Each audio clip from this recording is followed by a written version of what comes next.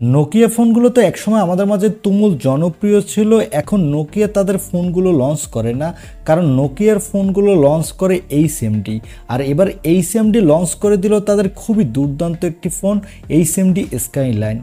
ফোনটিতে দেওয়া হয়েছে সব দুর্দান্ত ফিচার, ফোনটি অনেক প্রিমিয়াম একটি ফোন।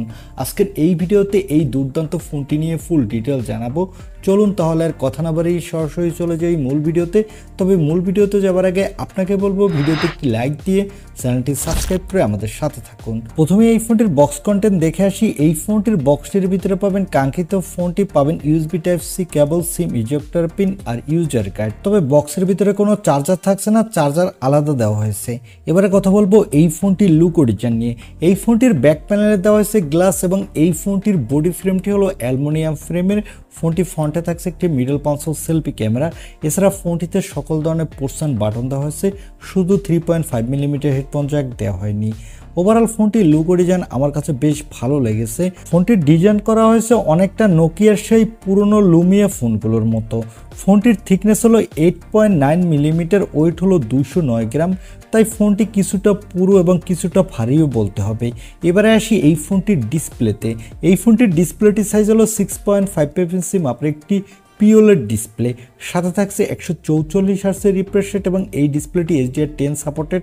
আর এখানে পিক ব্রাইটনেস দেওয়া হয়েছে 1000 নিটস, যার ফলে ডিরেকশন লাইটে এই ডিসপ্লেতে আপনি তেমন কোনো ব্রাইটনেসের ঘাটতি পাবেন না। তবে অবশ্যই ডিসপ্লেতে মিনিমাম 2000 নিটসের পিক ব্রাইটনেস দেওয়া উচিত ছিল, তাহলে ডিসপ্লেটা ডিরেকশন লাইটে দেখতে আর একটু বেটার হতো এবং যারা মোবাইলে প্রচুর ভিডিও দেখে থাকেন তাদের জন্য আর একটু বেটার হতো। আর এখানে 144 হার্টজের রিফ্রেশ রেট থাকার ফলে যারা গেমার আছেন তারা গেমিংয়ের সময় বাটার স্মুথ পারফরমেন্স পাবেন। আর এই ডিসপ্লেতে থাকছে কর্নিং গরিলা গ্লাস 3 এর প্রোটেকশন। ওভারঅল ফোনটির ডিসপ্লে কোয়ালিটি আমার কাছে ভালোই লেগেছে। এবারে আসি এই ফোনটির ক্যামেরাতে।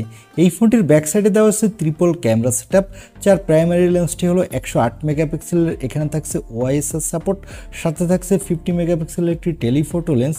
এখানে আপনি 4x পর্যন্ত অপটিক্যাল জুম করতে পারবেন আর 20x পর্যন্ত ডিজিটাল জুম করতে পারবেন। সাথে পাবেন একটি 13 মেগাপিক্সেলের আল্ট্রা ওয়াইড লেন্স। এই ফোনটির ব্যাক ক্যামেরা দিয়ে আপনি 4K-তে 30 FPS ভিডিও রেকর্ড করতে পারবেন এবং এই বাজেট বিবেচনায় আপনি ভালো কোয়ালিটির ফটোগ্রাফি তুলতে পারবেন। চলুন এবার এই ফোনটির কিছু ফটো স্যাম্পল দেখে আসি।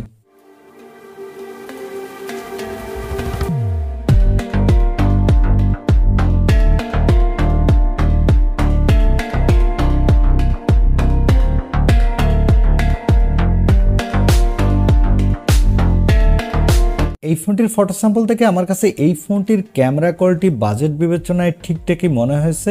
আর এখানে সেলফির জন্য পাবেন 50 মেগাপিক্সেলের সেলফি ক্যামেরা। এই ক্যামেরাটা দিয়ে আপনি ফুল এইচডি ভিডিও রেকর্ড করতে পারবেন আর এখানেও আপনি ভালো কোয়ালিটির সেলফি তুলতে পারবেন। এবারে আসি এই ফোনটির অন্যতম হাইলাইটেড অপশন অর্থাৎ এর পারফরমেন্সে। এই ফোনটিতে পারফরমেন্সের জন্য দেওয়া হয়েছে স্ন্যাপড্রাগনের 7H Gen 2 চিপসেট। এই চিপসেটটি 4 ন্যানোমিটার আর্কিটেক্টে বিল্ড, এর up to clock speed 2.4 GHz। এখানে আপনি ভালো মাল্টিটাস্কিং করতে পারবেন, সাথে PUBG ফ্রি ফায়ারের মতো গেমগুলো আপনি ভালো স্মুথলি খেলতে পারবেন। তবে এই ফোনটি যে বাজেটে লঞ্চ হয়েছে এখানে মিনিমাম স্ন্যাপড্রাগনের 7 Gen 2 বা স্ন্যাপড্রাগনের 7 Gen 3 দেওয়া উচিত ছিল, তাহলে ফোনটি বাজেট বিবেচনায় ঠিকঠাকই হতো। তবে আমরা সাধারণত সবসময় দেখে থাকি নোকিয়ার ফোনগুলোর দাম তুলনামূলকভাবে কিছুটা বেশি হয়ে থাকে। আর এখানে আউট অফ দ্য বক্স থাকছে Android 14, এখানে স্টক অ্যান্ড্রয়েড দেওয়া হয়েছে।